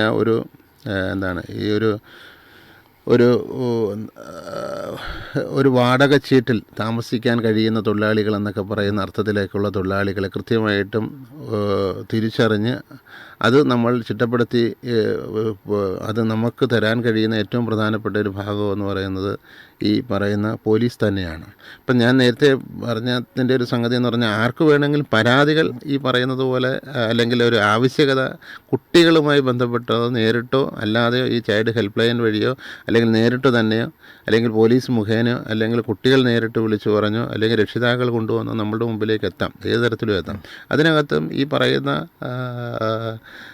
തൊഴിലാളികളുടെ ഭാഗത്തു നിന്നുള്ള കുട്ടികളെ പഠിപ്പിക്കുവാൻ ആവശ്യകത ഉണ്ടെന്നുണ്ടെങ്കിൽ അതിവിടെ താമസിക്കുന്ന തൊഴിലാളികളാണെങ്കിൽ നമ്മളുടെ ഹോമിൽ നിർത്തേണ്ട കുട്ടികളാണ് അങ്ങനെ. അതല്ല സ്കൂളിൽ വിടേണ്ടതാണ് കുട്ടികളെ. ഒരു സ്പോൺസർഷിപ്പ് ആവശ്യമായ കുട്ടികളുടെ സാധ്യതകളുണ്ടെങ്കിൽ അങ്ങനെ അതൊക്കെ പരിഹരിക്കാൻ കഴിയുന്നതാണ്. അങ്ങനെ നമ്മൾ ചെയ്യുന്നതിനും അങ്ങനെ കുട്ടികൾ വരുന്നുണ്ട്. പക്ഷേ ഇതിനകത്തൊരു സാഹചര്യം എന്ന് പറഞ്ഞാൽ പലപ്പോഴും നമ്മളുള്ളത് ഈ കുട്ടികളുണ്ടെങ്കിൽ അവരെ പഠിപ്പിക്കാതെ അവരുടേതായ തൊഴിലുകളിൽ കൊണ്ടുപോകുന്ന ഒരു പ്രശ്നങ്ങൾ നിലനിൽക്കുകയാണ്. അതൊരു വലിയ പ്രധാനപ്പെട്ടതാണ്. കുട്ടികൾ നമ്മളുടെ പഠനത്തിൻ്റെ നിർബന്ധിത വിദ്യാഭ്യാസം നിലനിൽക്കുന്ന ഒരു രാജ്യമാണ്. നിർബന്ധിത സൗജന്യവുമായ വിദ്യാഭ്യാസം 14 വയസ്സ് വരെ നിലനിൽക്കുന്നത്. അപ്പോൾ അതിന് നിർബന്ധപൂർവ്വം അത് നടക്കുന്നോ ഇല്ലയോ എന്നുള്ള കാര്യങ്ങൾ CWC കൃത്യമായിട്ട് പരാതികളുണ്ടെങ്കിൽ അത് DCPO സംവിധാനങ്ങൾ വഴി അതിനെക്കുറിച്ചുള്ള അന്വേഷണം സോഷ്യൽ ഇൻവെസ്റ്റിഗേഷൻ റിപ്പോർട്ടുകൾ തയ്യാറാക്കി അത് അങ്ങനെ എവിടെയെങ്കിലും ഉണ്ടെങ്കിൽ റെസ്ക്യൂ വേണമെങ്കിൽ റെസ്ക്യൂവിന് വേണ്ടുന്ന തരത്തിൽ വേണം. കുട്ടികൾ പഠിക്കണം. അത് അതിഥിത്തൊഴിലാളികളുടെ കുട്ടികളായാലും ആരുടെ കുട്ടികളായാലും പഠിക്കാനുള്ള സാധ്യതകളും സാഹചര്യങ്ങളും ഉള്ള ഒരു കേരളമാണ് ഇവിടെയുള്ളത്. അതിന് വേണ്ടുന്ന വളരെ സമ്പന്നമായ വിദ്യാഭ്യാസ സാഹചര്യങ്ങളുണ്ട്. അതിന് വേണ്ടുന്ന തരത്തിൽ പുതിയൊരു പ്രോജക്റ്റ് ഇപ്പോൾ പോലീസ് ഡിപ്പാർട്ട്മെൻറ്റ് ഭാഗമായിട്ട് വരുന്നുണ്ട്. അതായത് നമ്മളുടെ ഒരു ആൻറ്റി ഹ്യൂമൻ ട്രാഫിക്കിംഗ് യൂണിറ്റ് എന്ന് പറയുന്ന ഒരു സംവിധാനം. അതിൻ്റെ ഒരു പ്രധാനപ്പെട്ട ഭാഗം ഈ കുട്ടികളുമായി ബന്ധപ്പെട്ടുണ്ട്. കാര്യം മറ്റു സ്റ്റേറ്റുകളിൽ നിന്ന് വരുന്ന കുട്ടികളിൽ രേഖകളില്ലാത്ത കുട്ടികളുണ്ടാകാം. ജോലിക്കായിട്ട് ഒരു പക്ഷേ നമ്മളുടെ പ്രകടമായിട്ട് ചിലപ്പോൾ ഷോപ്പുകൾ നിർത്തുമ്പോൾ ശ്രദ്ധിക്കപ്പെടുമെന്നുള്ളതുകൊണ്ട് അവരുടെ വീട്ടിടങ്ങളിൽ മറ്റ് വീട്ടുപണികൾ ചെയ്യുന്നതിനോ അതല്ലാതെ പാക്കിങ്ങിനോ ഒക്കെ ആയിട്ട് വരുന്നതിന് കുട്ടികളുടെ എണ്ണങ്ങൾ ഉണ്ടാകാനുള്ള സാധ്യതകൾ നമുക്ക് തെളിയിക്കാൻ കഴിയും. അപ്പോൾ അത്തരം സാധ്യതകളെ തിരിച്ചറിയാനും പ്രത്യേക ഒരു യൂണിറ്റും അതുമാത്രമല്ല മുതിർന്നവരുടെ പ്രശ്നങ്ങൾ. പക്ഷേ ഞാൻ കുട്ടിയുടെ ഭാഗത്തുനിന്ന് നോക്കുമ്പോൾ അങ്ങനെയുള്ള പ്രധാനപ്പെട്ട ചില കാര്യങ്ങളെ സെർച്ച് ചെയ്യാനും വേണ്ടുന്ന തരത്തിലുള്ള വിവരങ്ങൾ CWCയിലെത്തിക്കുകയും അവർക്ക് റിപ്പാർട്ടേഷൻ പോലുള്ള സാധ്യതകൾ ഒരുക്കാനും അവരുടെ ഇടങ്ങളും ഭാഷ എവിടെയാണോ അവിടെ കുട്ടികളെ മാറ്റുന്നതിന് വേണ്ടിയുള്ള സാഹചര്യങ്ങളും അതുവഴി ഒരുക്കുന്നതിനുള്ള പുതിയ പ്രോജക്റ്റ് അത് ലോഞ്ച് ചെയ്ത് കഴിഞ്ഞു. ഓക്കെ. അതുപോലെ സാറേ, സാധാരണ ഒരു കുട്ടിക്ക് ലൈംഗിക അതിക്രമം വന്നു കഴിഞ്ഞാൽ എനിക്കൊന്ന് പണ്ട് കാലഘട്ടത്തിലെങ്കിൽ പുറത്ത് പറയാനൊക്കെ ഒരു പേടി കാരണങ്ങളൊക്കെ ഉണ്ടായിരുന്നു. എനിക്കൊന്ന് അതിന് സംബന്ധിച്ച് ഈ അടുത്ത കാലങ്ങളിൽ ഒരുപാട് പേര് അത് മുന്നിട്ട് വന്ന് പറഞ്ഞ് പരാതിയായിട്ട് അറിയിക്കുന്നുണ്ട്. ഹെൽപ്പ് ലൈനിൽ വിളിച്ച് പറയുന്നുണ്ട്. നേരിട്ട് സാറ് പറഞ്ഞ കണക്ക് കംപ്ലൈൻ്റ് ആയിട്ട് ഇവിടെ കൊണ്ട് ഏൽപ്പിക്കുന്നുണ്ട്. അപ്പോൾ ആ ഒരു മാറ്റം കൊണ്ടുവരാനായിട്ട്, അതായത് പറയുന്നില്ല എന്നുള്ളതിൽ ഉള്ളിൽ ഒതുക്കി വയ്ക്കുന്നതിൽ നിന്നും പുറത്ത് പറയാൻ വേണ്ടിയിട്ടുള്ള ഒരു മാറ്റം വന്നിട്ടുണ്ടല്ലോ പൊതുജനങ്ങൾക്ക് അല്ലെങ്കിൽ കുട്ടികൾക്ക്. അതിലേക്ക് എന്തൊക്കെ പ്രവർത്തനം ചെയ്തിട്ടുണ്ട് CWC? അല്ല, അത് മാറ്റങ്ങൾ ഇപ്പോൾ തുറന്നു പറയുക എന്ന് പറയുന്നൊരു മാറ്റം അതിനൊരുപാട് സാഹചര്യങ്ങളുണ്ട്. അതിനകത്ത് തുറന്നു പറയുന്നത് നേരത്തെ പറഞ്ഞതുപോലെ ഈ കോവിഡിന് ശേഷമാണ് ഗാഡ്ജറ്റുകളുടെ അതിപ്രസരം ഉണ്ടായത്. ഒരുപക്ഷെ ഈ മനുഷ്യൻ വേറൊരു മനുഷ്യൻ്റെ മുഖത്ത് നോക്കി സംസാരിക്കുന്നത് കുറച്ച് പാടാണ്. അതിനപ്പുറത്ത് വളരെ ഈസി ആയിട്ടൊരു കാര്യമാണ് പരസ്പരം കാണാതെ എവിടെയോ ഇരുന്ന് അപ്പുറം ഇപ്പുറം സംസാരിക്കാൻ കഴിയും. അപ്പോൾ അതിനകത്ത് വർത്തമാനം വേണമെന്നില്ല. വേറെ ചാറ്റിങ്ങിൻ്റെ വേറെ സമൃദ്ധമായൊരു ഭാഷയുണ്ട്. ഇമോജീസിൻ്റെ പ്രത്യേകമായ ഭാഷയുണ്ട്. ഇതൊക്കെ വളരെ കൈവശം വെച്ചത്. ഇപ്പോൾ ഒരു പക്ഷേ ആദ്യം ഈ കമ്മ്യൂണിക്കേഷൻ ഇത്തരത്തിലുള്ള ഈ നേരത്തെ പറഞ്ഞതുപോലെ ലൈംഗികാതിക്രമം അല്ലെങ്കിൽ അതിൻ്റെ ഒരു പ്രാഥമിക സാഹചര്യം എന്ന് പറഞ്ഞാൽ പലപ്പോഴും ഈ കുട്ടികളുടെ ചാറ്റിങ്ങോ അല്ലെങ്കിൽ അതേപോലുള്ള വ്യവഹാരങ്ങളിലോ അല്ലെങ്കിൽ ഇപ്പോൾ കമ്മ്യൂണിക്കേഷനാണ്. അപ്പോൾ ഇത് ആദ്യം ഇവർ തുടങ്ങുന്നത് ഈ ഒരു ഭാഷയിൽ തന്നെയാണ്. ഏതായി മുഖത്ത് നോക്കിയല്ല, അതൊരു ഭാഷയിൽ തന്നെയാണ് ഇത് ആരംഭിക്കുന്നത്. അപ്പോൾ ആരംഭിച്ച് അതിൻ്റെ വേറൊരു സാധ്യതയിലേക്ക് എത്തുമ്പോഴായിരിക്കും എന്ത് ചെയ്യുന്നത്, പരസ്പരം കാണുകയും ചെയ്യുന്നത്. ആ സമയമാകുമ്പോഴേക്കും ഇതിന് ഈ പറയുന്ന അവരിൽ വരുന്ന ചേഞ്ചസ് വളരെ വലുതാണ്. വൈകാരികമായിട്ടുള്ള അല്ലാതെ ഒരു ചേഞ്ചസ് വളരെ വലുതാണ്. അപ്പോൾ അത് ഒരുപക്ഷെ അത് അത്തരത്തിൽ ഈ ഒരു കാലഘട്ടങ്ങളിൽ നമ്മളുടെയൊക്കെ ഉണ്ടായിരുന്ന സംസ്കാരമോ അല്ലെങ്കിൽ ഈ പറയുന്ന മൊറാലിറ്റിയോ ഒക്കെ തന്നെ രൂപപ്പെടുത്താൻ കഴിയുന്ന ഒരു കുടുംബ ബന്ധങ്ങളിലെ ഭാഷയിൽ നിന്നും ഇതിൻ്റെ ശരിതെറ്റുകളെ അസസ് ചെയ്യാനും തിരിച്ചറിയാനും കറക്റ്റ് ചെയ്യാനും കഴിയുന്ന മെഷേഴ്സ് മാറി നിൽക്കുന്നതുണ്ട്. കുട്ടി തന്നെ നിശ്ചയിക്കുകയാണ്, ശരികളെ നിശ്ചയിക്കുകയാണ്. ഞാൻ ചെയ്യുന്നത് ശരിയാണ്, ഞാൻ കാണിക്കുന്നത് ശരിയാണ്, അല്ലെങ്കിൽ തന്നെ കുട്ടി തന്നെ നിശ്ചയിക്കുകയാണ്. അതുകൊണ്ട് തന്നെ കുട്ടി പലപ്പോഴും തുറന്നു പറയുന്നത് അതിൻ്റെ എല്ലാത്തരം സാധ്യതകളെയും വ്യക്തമായി മനസ്സിലാക്കിയാണോ അറിഞ്ഞുകൊണ്ടാണെന്നൊന്നും നമുക്ക് അറിയാൻ പറ്റില്ല. പക്ഷേ തുറന്നു പറച്ചിൽ കുട്ടികൾക്കുണ്ട് എന്നുള്ളത് വളരെ യാഥാർത്ഥ്യം തന്നെയാണ്. അത് പക്ഷേ ആ തുറന്നു പറയുന്നതിലൂടെ ഉണ്ടാകുന്ന വരുംവരായിക്കൂടെ ഭവിഷ്യത്തുകളിലേക്കും അല്ലെങ്കിൽ അതിനുള്ള സ്റ്റിഗ്മകളും മറ്റു തരത്തിലുള്ള സ്ട്രെസ്സുകളൊക്കെ ഒരു കാലഘട്ടത്തിലുണ്ടായിരുന്ന കുട്ടികളിൽ നിന്ന് വ്യത്യസ്തമായി കുട്ടികൾ കുറഞ്ഞു വരികയും അതുകൊണ്ട് അത്തരം പറച്ചിലുകൾ കൂടി വരികയൊക്കെ ചെയ്യുന്നുണ്ട്. അത് ചിലപ്പോൾ ആവശ്യത്തിനും അനാവശ്യത്തിനും തന്നെ അത് പറയുന്ന സാധ്യതകളിലേക്കൊക്കെ ഉള്ള മാറ്റങ്ങൾ ഉണ്ടായിട്ടുണ്ട്. പക്ഷേ ഇത് പിന്നെ തുറന്നു പറയാനുള്ള ഏറ്റവും വലിയ ഒരു സാഹചര്യം എന്ന് പറഞ്ഞാൽ അതിനനുസരിച്ചുള്ള കൂടിയിരുത്ത അല്ലെങ്കിൽ അതനുസരിച്ചുള്ള ചേർന്ന് നിൽപ്പ് ചെവി കൊടുക്കുക എന്നുള്ളതാണ്. അത് കൊടുക്കാൻ കഴിയുന്ന രീതിയിലേക്ക് നമ്മളുടെ പുതിയ കൗൺസിലിംഗ് സാധ്യതകളും അല്ലെങ്കിൽ ഈ പറയുന്ന മെൻ്റൽ ഹെൽത്തിൻ്റേതായ പുതിയ സാധ്യതകൾ, അതിൻ്റെ പരിജ്ഞാനം, അതിൻ്റെ ശാസ്ത്രീയമായ അറിവുകൾ, അനുഭവങ്ങളൊക്കെ തന്നെ പുതിയ പരിശീലകരായിട്ടുള്ള ഒരുപാട് കൗൺസിലേഴ്സും മറ്റു സാധ്യതകളൊക്കെ ഒരുപാട് ഉണ്ടാകുകയും അങ്ങനെ ഒരിടത്ത് തുറന്നു പറയാൻ കഴിയുന്ന വിശ്വസനീയമായ സാധ്യതകളുണ്ടെന്ന്, ഇത് വിശ്വസനീയമാണ് എന്നുള്ളത് കൃത്യമായി ബോധ്യപ്പെടുത്താൻ കഴിഞ്ഞിട്ടുണ്ട്. അത് CWC അല്ലെങ്കിൽ അതിന് കുട്ടി നിൽക്കുന്ന മറ്റ് സംവിധാനങ്ങൾക്കെല്ലാം അങ്ങനെ ഒരുപാട് സ്ഥലങ്ങളുണ്ട്. അവിടെ തുറന്നു പറയാൻ കഴിയുന്ന സാധ്യതയുണ്ട്, പരിഹാരം കണ്ടെത്താൻ കഴിയുന്ന സാധ്യതയുണ്ട്. അവിടെ ഒരു എൻ്റെ ഭാവിയെക്കുറിച്ചുള്ള ചില സാധ്യതകൾ എനിക്ക് ഒരു പച്ചത്തുരുത്തുണ്ട് എന്ന് പറയുന്ന വ്യക്തത വന്നിട്ടുണ്ട് എന്നുള്ളതാണ്. അതിനകത്ത് CWC നല്ല പങ്ക് തന്നെയുണ്ട്. അതുപോലെ സാറേ, നേരത്തെ സാറ് പറഞ്ഞുള്ളൂ ഈ ഗാഡ്ജറ്റ്സിൻ്റെ ഉപയോഗം, അതായത് സോഷ്യൽ മീഡിയ അതുപോലെ ഗാഡ്ജറ്റ്സ് ഉപയോഗം ഒരുപാട് വർദ്ധിച്ചിട്ടുണ്ട്. അതുമൂലം കുട്ടികൾക്ക് ഒരുപാട് പ്രശ്നങ്ങളുണ്ട്. ഈ പറഞ്ഞ കണക്ക് കാണാതെ സംസാരിക്കുന്നു, കണ്ട് സംസാരിക്കുന്നു, പിന്നീട് പല പ്രശ്നങ്ങളിലേക്ക് പോകുന്നു. ഇതൊരു സാമൂഹിക പ്രശ്നമായിട്ട് മാറിയിട്ടുണ്ടോ?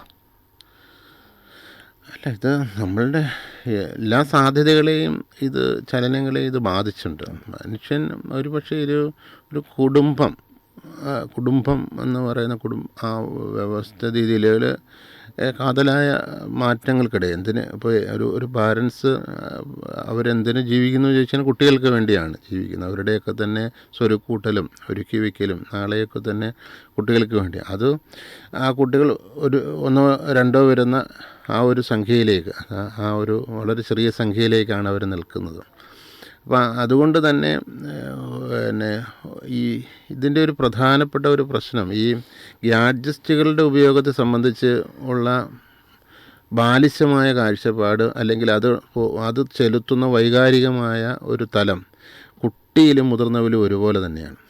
കുട്ടിയിലും അതിനകത്ത് വ്യത്യസ്തതയൊന്നുമില്ല. അതിനോടുള്ള ആ ഒരു ഇഷ്ടവും അടുപ്പവും അത് തന്നെ നമ്മൾ സാധാരണ ഇപ്പോൾ ലഹരിയുടെ ഒരു ഇൻടോക്സിക്കേഷൻ എന്ന് പറയുന്നത് പോലെ അത് ഉണർത്തുന്ന ലഹരി, അല്ലെങ്കിൽ അത് സാധാരണ ഡോപ്പമിൻ്റെ കാര്യങ്ങൾ പറയുന്നത് അത് ഉണർത്തുന്ന, അതല്ലെങ്കിൽ ചലിപ്പിക്കുന്ന ലഹരി. അപ്പം അത് ഒരു പക്ഷേ കുട്ടിയിലും വലിയ മുതിർന്നവരിലും ഒരുപോലെ തന്നെയാണ്. അപ്പോൾ അത് പ്രശ്നങ്ങളിലേക്ക് പോയിട്ടുണ്ടോ എന്നുള്ളത് യാഥാർത്ഥ്യം തന്നെയാണ്. അതിനെ ക്രമീകരിക്കാൻ വേണ്ടുന്ന പുതിയ തെറാപ്പി മാർഗങ്ങളും ഒക്കെ തന്നെ നമ്മൾ ഉപയോഗിച്ചെങ്കിലേ പറ്റൂ. അതുപോലെ തന്നെ സാറേ, ഗതാഗതമായിട്ട് ബന്ധപ്പെട്ട് കുട്ടികളുടെ സുരക്ഷ ഉറപ്പുവരുത്തണമല്ലോ. കാരണം ഗതാഗതത്തിലും പല പ്രശ്നങ്ങളും കുട്ടികൾക്കെതിരെ അതിക്രമങ്ങൾ നടന്നിട്ടുണ്ട്. അപ്പോൾ നിലവിലുള്ള ഒരു നിയമവ്യവസ്ഥ ഉണ്ടല്ലോ, ഗതാഗത നിയമവ്യവസ്ഥയിൽ, ഇതിൽ എന്തൊക്കെ മാറ്റങ്ങൾ വരുത്തേണ്ടതുണ്ടോ? കാരണം കുട്ടികളുടെ കാര്യങ്ങളിൽ കുറച്ചുകൂടി ശ്രദ്ധ തിരുത്താനല്ല, അവർ കുറച്ചുകൂടി സംരക്ഷിക്കപ്പെടാനായിട്ട് എന്തെങ്കിലും ചെറിയ മാറ്റങ്ങൾ ഈ നിലവിലുള്ള ഗതാഗത നിയമങ്ങളിൽ എന്തെങ്കിലും മാറ്റം വരുത്തേണ്ടതായിട്ടുണ്ടോ? ഇത് നമ്മളിപ്പം 18 വയസ്സ് ആണ് നമ്മളുടെ എല്ലാ തരത്തിലുള്ള അവകാശങ്ങളുടെയും പൂർത്തീകരണമായിട്ട് കരുതുന്നത്. ഞാനെപ്പോഴും പറയാറുള്ള ഒരു കാര്യം, ഈ ചേർന്ന് നിൽക്കുക എന്ന് പറയുന്ന കുട്ടിയെ വ്യക്തിയായി കാണാനുള്ള ഒരു സാഹചര്യമാണ് പുതിയ നിയമങ്ങളൊക്കെ കൊടുക്കുക. കുട്ടിയെ വ്യക്തിയായി കാണുക, കുട്ടിയിൽ നമ്മളുടെയൊക്കെ തന്നെ മാറ്റങ്ങളെ പൊതുസമൂഹത്തിൽ വരുന്ന എല്ലാ ഗവൺമെൻറ് ഉണ്ടാക്കുന്നതായാലും നമ്മൾക്ക് വരുന്ന പ്ലാനുകളിലെ മാറ്റങ്ങളിലേക്കും അവരുടെ ശബ്ദങ്ങൾ നമ്മൾ എടുക്കണം. അവരെയും കാണാൻ കഴിയണം. വോട്ടില്ല എന്നുള്ളത് കൊണ്ട്, വോട്ടവകാശം ഇല്ല എന്നുള്ളത് അവരൊരിക്കലും മാറ്റി നിർത്തരുത്. അവരുടെ ശബ്ദങ്ങളും അവരെയൊക്കെ ഓരോ വ്യക്തികളായി കണ്ടുകൊണ്ട് അവരുടെ ഓരോ സാധ്യതകളെയും നമുക്ക് ഏറ്റെടുക്കാൻ കഴിയുന്ന രീതിയിലേക്കുള്ള പ്രാധാന്യവും അധികാരവും അതിനുള്ള സ്പേസും അവർക്ക് കൊടുക്കണം. ഞാനിത് ഈ ഗതാഗത നിയമങ്ങളെ സംബന്ധിച്ചെന്ന് പറഞ്ഞു കഴിഞ്ഞാൽ, ഇപ്പം നേരത്തെ പലപ്പോഴും ഇപ്പം ഓട്ടോയിൽ പോകുന്ന കുട്ടികൾ, മറ്റ് പ്രൈവറ്റ് വാഹനങ്ങളിൽ പോകുന്ന സമാനമായിട്ടും ഈ ഈ പിന്നെ സ്കൂൾ ബസ്സുകളെ ആശ്രയിക്കുന്ന കുട്ടികൾ, ഇവരുടെ എണ്ണത്തിൻ്റെ നമ്പർ എന്ന് പറയുന്നത് വളരെ വലുതാണ്. ഒരു ഓൾമോസ്റ്റ് എനിക്ക് 95% അതിനപ്പുറത്തുമൊക്കെ തന്നെ ഇത് തന്നെയാണ് ഉപയോഗിക്കുന്നത്. ഇവിടെ മനസ്സിലാക്കിയിട്ടുള്ളൊരു കാര്യം, അവരുടെ ഏറ്റവും തൃപ്തികരമായ സന്തോഷകരമായ ലെഷർ ടൈം എന്ന് പറയുന്നത്, അല്ലെങ്കിൽ എൻ്റർടൈൻ ടൈം എന്ന് പറയുന്നത് ഈ ബസ്സിനുള്ളിൽ ഈ വാഹനങ്ങൾക്കുള്ളിലുള്ള ഒരു ടൈമാണ്. കാര്യം അതെല്ലാ അർത്ഥത്തിലും അവരുടെ. അപ്പോൾ ഈ വാഹനങ്ങൾ ഒരു പക്ഷേ ഇന്നലകളിൽ ഒരു ആൾക്കാർ നടന്നു പോകുമ്പോൾ, ഒരു കൂട്ടം ആൾക്കാർ നടന്നു പോകുമ്പോൾ വയൽവക്കിലൂടെ, വയൽവരമ്പിലൂടെ, അല്ലെങ്കിൽ പിന്നെ വഴിയെ ഒരു നമ്മുടെ മൺവഴിയിലൂടെയൊക്കെ നടന്നു പോകുമ്പോൾ ഉണ്ടാകുന്ന വളരെ വ്യത്യസ്തമായ കാഴ്ചകൾ, പ്രകൃതി, അല്ലെങ്കിൽ അതിനനുസരിച്ചുള്ള കളികൾ, കല്ലിലും ഇലയിലും അല്ലെങ്കിൽ ഞാൻ പറയുന്ന ഈർക്കലിലും അല്ലെങ്കിൽ വെള്ളക്കയിലേക്ക് തീർത്തിട്ടുള്ള അവരുടെ കളികൾ, അതൊക്കെ അവർ ചിട്ടപ്പെടുത്തി, കുട്ടികൾ ചിട്ടപ്പെടുത്തിയ കളികളാണ് അതൊക്കെ. അതിനെ എടുത്തു വെച്ചും അങ്ങനെ ചിട്ടപ്പെടുത്തി അത് അവരുടെ ഒരു കാലഘട്ടത്തിൻ്റെ. ഇപ്പം ഈ പറയുന്ന വാഹനത്തിനുള്ളിൽ അവരുടെ ഒരു ലോകം അവർ സൃഷ്ടിക്കുന്നുണ്ട്. അവർ തന്നെ മാറ്റപ്പെടുന്ന കുറച്ച് കളികളുണ്ട്. അവർ പരസ്പരം കൂടിയിരിക്കുമ്പോൾ ഉണ്ടാകുന്ന കളിയും അതിന് ചെറിയ പണിഷ്മെൻറ്റുകളും, അങ്ങനെ ചില ഒരുപാട് സാധ്യതകൾ. അപ്പോൾ അതിനെ തിരിച്ചറിഞ്ഞിട്ട് അവിടെ നമുക്ക് സിലബസ് ഉണ്ടാക്കണം. എന്തൊക്കെയാണ് ആ വാഹനങ്ങളിൽ ആ കുട്ടികൾ കാണാൻ കഴിയുന്നത്, കളിപ്പിക്കാൻ കഴിയുന്നത്, പാട്ട് കൽപ്പിക്കാൻ കഴിയുന്നത്, നമ്മളെക്കുറിച്ച് അറിയിക്കാൻ കഴിയുന്നത്, നാളെക്കുറിച്ച് അറിയിക്കാൻ കഴിയുന്നത്, നിയമങ്ങളെക്കുറിച്ച് അറിയിക്കാൻ കഴിയുന്നത്, അങ്ങനെയുള്ള ഒരു സാധ്യത. അതൊരു പക്ഷേ ഒരു 5 പേരെ 6 പേരെ കയറുന്ന ഒരു ഓട്ടോയിൽ ചിട്ടപ്പെടുത്തുന്ന രീതിയിലേക്ക് കുട്ടികളുടെ രീതിക്കനുസരിച്ച് ആ മാറ്റങ്ങളുണ്ടാകണം. അതിനനുസരിച്ചുള്ള ഒരു വസ്തുതകൾ, അതിനനുസരിച്ചുള്ള അറിവുകൾ പകരുന്ന പോസ്റ്ററുകളും കാർട്ടൂണുകളും മറ്റു തരത്തിലുള്ള കളികളും ഒക്കെ തന്നെ അത് കേന്ദ്രീകൃതമായി കുട്ടികളെ ഉൾപ്പെടുത്തി അതിനുള്ള പ്രോഗ്രാമും പ്ലാനും അതിനുള്ള പ്രൊജക്ട്സും ഒക്കെ ചിട്ടപ്പെടുത്തി അത് കേന്ദ്രീകൃതമായി ആവിഷ്കരിക്കുകയും പിന്നെ അവരുടെ മറ്റ് ഓരോരോ ഈ പിന്നെ സമയവും ക്രമങ്ങളും ഒക്കെ തന്നെ അതിനകത്ത് അതിൻ്റെ ഒരു യോജിപ്പും ചിട്ടപ്പെടുത്തലും ഉണ്ടാകണം. ഒരു പക്ഷേ അത് കുറേ കൂടെ ഗൗരവമായി എടുക്കേണ്ടുന്ന ഒരു ഭാഗം തന്നെയാണ്. അതിലൂടെ നമുക്കൊരു പക്ഷേ ഒരുപാട് പുതിയ സോഷ്യലൈസേഷൻ്റെ പാഠങ്ങൾ, അല്ലെങ്കിൽ നമ്മൾ എന്തിനാണ് നേരത്തെ പറഞ്ഞതുപോലെ അവനവനത്തിലേക്ക് മാറുന്ന ഒരു കാലഘട്ടത്തിൽ നിൽക്കുമ്പോൾ ഒരു പക്ഷേ അതിനപ്പുറത്തേക്ക് കൂട്ടം ചേരാൻ കഴിയുന്ന ഈ ഇടങ്ങളെ കുറേ കൂടെ ഗൗരവമായിട്ടും കുറേ കൂടെ അർത്ഥവത്തായിട്ടും നമുക്ക് കൊണ്ടുപോകാൻ ഇത്തരം കാര്യങ്ങൾ കഴിയും. അതുപോലെ സാറേ, ഈ കുട്ടികളുടെ നമ്മൾ പറഞ്ഞല്ലോ നേരത്തെ സംരക്ഷണ സ്ഥാപനങ്ങളുണ്ട് നമുക്ക് ഉണ്ടെന്ന് പറഞ്ഞു.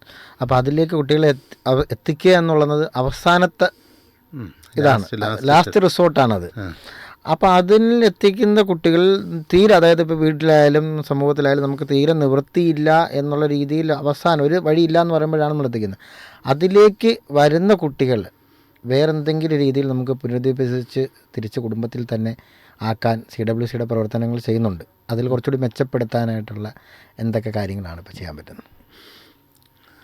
ഈ എൻ്റെ ഒരു ആഗ്രഹം, ഈ കുട്ടികളെ ഇപ്പോൾ നേരത്തെ ഏകദേശം 40-50ഓളം കുട്ടികളെ ചൈൽഡ് കെയർ ഇൻസ്റ്റിറ്റ്യൂഷൻസ് കൊല്ലം ജില്ലയിലുണ്ടായിരുന്നു. JJ ആക്ടിൻ്റെ ഭാഗമായി, ജൂനിയർ ആക്ട് അക്രഡിറ്റേഷനുള്ള. അതെന്ന് പറയുന്നത് സ്ഥാപനവാസം ആവശ്യമെന്ന് തോന്നുന്ന കുട്ടികളുടെ കാര്യങ്ങൾ നമ്മൾ മനസ്സിലാക്കി റെസ്ക്യൂ ചെയ്യുകയോ, ഈ പറയുന്ന അബാൻഡൻഡ് ആയിട്ടുള്ള അതായത് ഈ പറയുന്ന ഉപേക്ഷിക്കപ്പെട്ടതോ ആയിട്ടുള്ള കുട്ടികളുണ്ടാകാം. അതല്ലെന്നുണ്ടെങ്കിൽ പെട്ടെന്ന് ഈ പറയുമ്പോൾ ഒരു രക്ഷകർത്തൃത്വം നഷ്ടപ്പെട്ട് ഈ സ്ഥാപനത്തിലേക്ക് എത്തേണ്ടുന്ന കുട്ടികൾ പല രൂപത്തിലാണ് വരുന്നത്. അങ്ങനെയുള്ള 49ഓളം സ്ഥാപനങ്ങളാണ് കൊല്ലം ജില്ലയിലുണ്ടാകുന്നത്. നിലവിലത് 33 സ്ഥാപനങ്ങളായിട്ട് ചുരുങ്ങിയിട്ടുണ്ട്. കുട്ടികളുടെ എണ്ണം 2000-ന് പുറത്തുണ്ടായിരുന്നത് ഏതാണ്ട് 600-ന് അടുത്ത് മാത്രം നിലനിൽക്കുന്ന തരത്തിൽ കുട്ടികളുടെ എണ്ണം കുറഞ്ഞിട്ടുണ്ട്. അതായത് ഈ ഇൻസ്റ്റിറ്റ്യൂഷൻ വലിയൊരു പ്രോസസ്സാണ്. എന്ന് വെച്ചാൽ കുട്ടികളുടെ എണ്ണത്തെ പരമാവധി കുറയ്ക്കുക, വീടിൻ്റെ കുട്ടിയാക്കുക, നാടിൻ്റെ കുട്ടിയാക്കുക, ഇതാണ് അതിൻ്റെ ഒരു പ്രധാനം. അപ്പോൾ ഇത് എൻ്റെ ആഗ്രഹം ഈ സ്ഥാപനങ്ങളെല്ലാം പൊളിക്കുക, അടച്ചു കൂട്ടണം എന്നുള്ളതാണ്. കുട്ടി അത്ര കൂടുതൽ കുട്ടികളൊന്നും ഇല്ല ഇവിടെ. വിവാഹം കഴിക്കുന്നതിൽ ഏകദേശം 50% പേർക്ക് മാത്രമേ, അല്ലെങ്കിൽ അതിൽ താഴെയാണ് കുട്ടികൾ തന്നെ ഉണ്ടാകുന്നത്. അപ്പോൾ ഈ സ്ഥാപനങ്ങളുടെ ഒരു ആവശ്യമില്ലാതെ ആ സെൻസിറ്റൈസ് ചെയ്ത് കഴിഞ്ഞാൽ, കുറേ കൂടെ ഇൻ്റർവെൻഷൻസ് ഫാമിലികൾക്ക് കൊടുത്തു കഴിഞ്ഞാൽ ഈ കുട്ടി ഏതെങ്കിലും ഒരു പഞ്ചായത്തിലാണ്, അല്ലെങ്കിൽ ഏതെങ്കിലും ഒരു പിന്നെ ലോക്കൽ സെൽഫ് ഗവൺമെൻറ് ഭാഗമായിട്ടുള്ളതാണ് ഈ കുട്ടി. അത് പഞ്ചായത്തിൻ്റെ ആകാം, കോർപ്പറേഷൻ്റെ ആകാം, അല്ലെങ്കിൽ മുനിസിപ്പാലിറ്റിയുടെ ആകാം. അവിടെ നേരത്തെ ഞാൻ പറഞ്ഞതുപോലെ ചൈൽഡ് പ്രൊട്ടക്ഷൻ കമ്മിറ്റികൾ അത് കൃത്യമായിട്ട് എഫക്റ്റീവായിട്ട് ഈ കുട്ടിയെ ഡിസ്കസ് ചെയ്യാൻ കഴിഞ്ഞാൽ ആ പറയുന്ന സംവിധാനത്തിൽ, അല്ലെങ്കിൽ ആ ലോക്കൽ സെൽഫ് ഗവൺമെൻറ് അതിൻ്റെ ഇനിഷ്യേറ്റീവ് എടുത്തു ആ കുട്ടി ആ പഞ്ചായത്ത് ഏറ്റെടുത്താൽ ഈ കുട്ടികളുടെ പ്രശ്നം കഴിഞ്ഞു, ആ എണ്ണത്തിൽ കുറവ് വരുത്താൻ കഴിയും. പിന്നെ സ്പെഷ്യൽ നീഡ് ആവശ്യമായ കുട്ടികളുണ്ട്, അത് കുറച്ച് അങ്ങനെ നമ്മൾ നിലനിർത്തിയെങ്കിലേ പറ്റത്തുള്ളൂ. ഈ പറയുന്ന ഒരുപാട് മെൻ്റൽ ഹെൽത്തിൻ്റെയും അല്ലാതെ ഡി അഡിക്ഷൻ്റെയും ഒക്കെ സ്വഭാവത്തിലും അങ്ങനെ സ്പെഷ്യൽ നീഡ് ആവശ്യമായി വരുന്ന കുട്ടികളുടെയൊക്കെ തന്നെ സ്വഭാവത്തിൽ വരുന്ന കാറ്റഗറി ഉണ്ട്. അത് കുറച്ച് കുട്ടികളുണ്ടാകും. അപ്പോൾ അത്തരം കുട്ടികളുടെ നമുക്ക് പ്രത്യേകമായ പരിരക്ഷ നൽകി താമസിപ്പിക്കേണ്ടതായിട്ട് വരും. പക്ഷേ ഇനിയുള്ള കാലഘട്ടത്തിൽ ഒരു ഒരു ഇൻ്ററീം ഒരു ഈ പറയുന്ന ഒരു താൽക്കാലികമായിട്ടുള്ള ഒരു ഷോർട്ട് ടൈമിലുള്ള ഒരു ചേഞ്ചിന് വേണമെന്നുണ്ടെങ്കിൽ നിർത്താൻ കഴിയുന്ന ഒരു മാറ്റങ്ങളല്ലാതെ സ്ഥിരമായി നിർത്തുന്ന തരത്തിലുള്ള സ്ഥാപനങ്ങളുടെ ആവശ്യകതയില്ലെന്ന് തന്നെയാണ് മനസ്സിലാക്കാൻ കഴിഞ്ഞിട്ടുള്ളത്. അതുപോലെ തന്നെ സാർ പറഞ്ഞു, സാർ എപ്പോഴും പറയുമ്പോഴെല്ലാം കുട്ടികൾ തന്നെയാണ് പറയുന്നത്. അപ്പം സാറിൻ്റെ ഒരു കാഴ്ചപ്പാടിൽ കുട്ടികളുടെ സംരക്ഷണവുമായിട്ട് ബന്ധപ്പെട്ട് സാർ ഇനി വരുന്ന കാലഘട്ടത്തിൽ കാണാൻ ആഗ്രഹിക്കുന്ന സാമൂഹ്യ മാറ്റം എന്തുവാണ്? കുട്ടികളുടെ വലിയ മാറ്റങ്ങളാണ്. നമ്മൾ അതിന് മാതൃകാപരമായിട്ട് ഒരുപാട് കാര്യങ്ങൾ നമ്മളിപ്പോൾ സ്കാൻഡിനേവിയൻ രാജ്യങ്ങളിൽ ഇപ്പം പ്രത്യേകിച്ചും പിന്നെ ഈ പറയുന്ന അയർലൻഡും മറ്റ് പിന്നെ ഈ ഫിൻലാൻഡും ഒക്കെ നമ്മൾ കാനഡയൊക്കെ നമ്മൾ കാണുന്നത് പോലെ അവിടെ കുട്ടികളുടെ ഈ juvenile justice act, international act അവിടെ നിലനിൽക്കുന്ന രാജ്യങ്ങളാണ്. അപ്പോൾ അവിടെയൊക്കെ തന്നെ കുട്ടികളുടെ മാറ്റങ്ങൾ എന്ന് പറഞ്ഞാൽ അവരുടെ വികസനത്തിൻ്റെ കാഴ്ചപ്പാടിൽ കുട്ടികൾ നേരിട്ട് ഇറങ്ങുക എന്നുള്ളതാണ്, അതിൻ്റെ ഭാഗമായി മാറുക എന്നുള്ളത്. കുട്ടികൾക്ക് അതിനുള്ള ശേഷിയുണ്ട്. നമ്മളിപ്പോൾ ഒരു 10-25 വയസ്സ് വരെ എന്തിനാണ് ഒരു ജോലിക്കായിട്ട് നമ്മൾ മാറി നിൽക്കുന്നത്? അപ്പോൾ നമുക്ക് കുട്ടിക്ക് ചെയ്യാൻ കഴിയുന്ന ശേഷിക്കനുസരിച്ച് അവൻ്റെ സ്കിൽ ഡെവലപ്പ് ചെയ്യാൻ കഴിയുന്ന ഇടങ്ങളായിട്ട് അവൻ്റെ ശേഷി എബിലിറ്റിയെ അവൻ്റെ പ്രാഥമികാർത്ഥത്തിൽ തിരിച്ചറിഞ്ഞ് അതിനനുസരിച്ച് അവൻ്റേതായ സ്റ്റാർട്ടപ്പുകൾ രൂപപ്പെടുത്താൻ കഴിയുന്ന ഫ്രീഡമുള്ള ഒരു സാധ്യത രൂപപ്പെടുത്തുക. അതെ, അതിലൂടെ അവൻ വരട്ടെ, രാജ്യത്തിൻ്റെ വികസന സാധ്യതയിൽ അവനും പങ്കാളിയാകും. എത്ര നാളാണോ അവൻ ജീവിച്ചിരിക്കുന്നത് എന്നുള്ളത് അവൻ അതിനോടൊപ്പം അവൻ്റെ കഴിവും വർദ്ധിപ്പിക്കുകയും അതിലൂടെ അവൻ ഉണരുകയും ചെയ്യുന്ന, അവന് പലപ്പോഴും ഒരു സബ്സ്റ്റൻസ് അബ്യൂസിലേക്കോ, അല്ലെങ്കിൽ ഞാൻ ഈ ഒരു ഡി അഡിക്ഷൻ മേഖലയിൽ നേരത്തെ പ്രവർത്തിച്ചിട്ടുണ്ടിരുന്ന ഒരാളായതുകൊണ്ട് എനിക്കറിയാം, സബ്സ്റ്റൻസ് അബ്യൂസിലേക്ക് പോകുന്ന ഏതൊരു കുട്ടിയും അവൻ്റെ എനർജി വളർച്ചയുടെ കൂടുതലുള്ള കുട്ടിയാണ്. അപ്പോൾ ആ എനർജി എവിടെയാണ് അവനുള്ളത്, അത് അവിടെ അവനിലേക്ക് എത്തിച്ച് ആ ശേഷി വർദ്ധിപ്പിക്കുന്ന തരത്തിലുള്ള ഇടങ്ങൾ അവൻ ഒരുക്കുക എന്നുള്ളത്. ചിലപ്പോൾ പെറ്റ്സുമായിട്ട് ബന്ധപ്പെട്ടായിരിക്കും, ചിലപ്പോൾ ഒരു മൊബൈൽ അഡിക്ഷനിലേക്ക് പോകുന്ന കുട്ടി ചിലപ്പോൾ അവനെ ഒരു ഗാഡ്ജറ്റ്സിൻ്റെ ഇതൊരു ആപ്പ് ഡിസൈനിങ്ങിലോ, അല്ലെങ്കിൽ വേറെ ഏതെങ്കിലും വെബ് ഡിസൈനിങ്ങിലോ, അല്ലെങ്കിൽ വേറെ ഏതെങ്കിലും പ്രത്യേകമായ ഏരിയയിലോ ഏതാണോ അവൻ ഇഷ്ടപ്പെടുന്ന മേഖലകളെന്ന് സംബന്ധിച്ച് വളരെ നേരത്തെ ചിട്ടപ്പെടുത്തി അതിന് അക്രഡിറ്റേഷൻ വരണം, നിയമപരമായ സാധ്യത ഉണ്ടാകണം, അതിൻ്റേതായ ഗൗരവം ഉണ്ടാക്കിയെടുക്കാൻ കഴിയണം. അപ്പോൾ അത് കൊടുക്കുക, അത് വീട്ടിലാണെങ്കിൽ വീട്ടിൽ എവിടെയാണെങ്കിലും, പക്ഷേ അത് ഒരു വീടിൻ്റെ സാധ്യതയിൽ നിന്നുകൊണ്ട് അത് ഒരുക്കാൻ കഴിയുന്നു എന്നുള്ളതാണ് ഇതിൻ്റെ ഡെവലപ്പിംഗ് കൺട്രീസിൻ്റെയൊക്കെ തന്നെ ഒരു മോഡൽ എടുത്തു കഴിഞ്ഞാൽ നമുക്ക് മനസ്സിലാക്കാൻ കഴിയുന്നത്. അപ്പോൾ അത്തരം സാധ്യതകളെ ഒരുപക്ഷെ അത് ഇന്ത്യയിൽ തന്നെ അത് ശാസ്ത്രീയമായി നിരീക്ഷിക്കാനും പരീക്ഷിക്കാനും ഇംപ്ലിമെൻ്റ് ചെയ്യാനും കഴിയുന്ന ഒരു വലിയ ഇടം കേരളം തന്നെയാണ്. അത് ഉണ്ടാകുമെന്നാണ് പ്രതീക്ഷിക്കുന്നത്. അങ്ങനെയുള്ള സാധ്യത നമ്മുടെ ഈ ശ്രോതാക്കൾക്ക് കൊടുക്കാനുള്ള സന്ദേശം എന്താണ് സാർ? സന്ദേശം ഇതുമല്ല, കുട്ടിയെ തിരിച്ചറിയണമെങ്കിൽ നമ്മളും കുട്ടിയിലേക്ക് എത്തണം, കുട്ടിയാകണം. അതായത് കുട്ടിയെ മനസ്സിലാക്കാൻ കഴിയണം. നേരത്തെ പറഞ്ഞാൽ അവനെ സംബന്ധിച്ച് അവൻ്റെ പ്രായം, ആവശ്യകത, അവൻ്റെ പ്രകൃതം, ബോധം, ഇതിനെ തിരിച്ചറിയാൻ കഴിയുകയും അവനിലേക്ക് എത്താനുള്ള ദൂരം വളരെ പെട്ടെന്നുണ്ടാകണം. എന്നെങ്കിലേ കുട്ടിയിലേക്ക് എത്താൻ കഴിയും. അവൻ്റെ വിരലുകളെ മുറുകെ പിടിക്കുമ്പോൾ നമുക്ക് കൃത്യമായിട്ടും അവനൊപ്പം ഉണ്ടെന്നുള്ള ആശ്വാസവും അതുപോലെ തന്നെ ആ വിശ്വാസവും അവന് പങ്കിടാൻ കഴിയണം. ആർജവം നമുക്ക് കൊടുത്തു കഴിഞ്ഞാൽ ശരിക്കും ഈ പറയുന്നത് പോലെ നമുക്ക് പ്രതീക്ഷിക്കാത്ത ഒരു റിട്ടേൺ നമുക്ക് ഉണ്ടാക്കിയെടുക്കാൻ കഴിയും. അപ്പം നമ്മുടെ ചെയർമാൻ കൃത്യമായിട്ടും ലളിതമായിട്ടും മനോഹരമായിട്ടും കുട്ടികൾ എന്താണ്, കുട്ടികളുടെ പ്രശ്നം എന്താണ്, നമ്മുടെ മാതാപിതാക്കൾ, സമൂഹം കുട്ടികൾക്ക് വേണ്ടി ചെയ്യേണ്ട കാര്യം എന്താണെന്ന് വ്യക്തമായിട്ട് പറഞ്ഞു തന്നിട്ടുണ്ട്. അപ്പം അടുത്തൊരു എപ്പിസോഡിൽ അടുത്തൊരു ഗസ്റ്റിനുമായിട്ട് കാണുന്നവരെ നിങ്ങളോട് നന്ദി പറഞ്ഞുകൊള്ളുന്നു, ഇവിടെ പറയുന്നു. നന്ദി, നമസ്കാരം. റിനീഷ് ആൻ്റണി.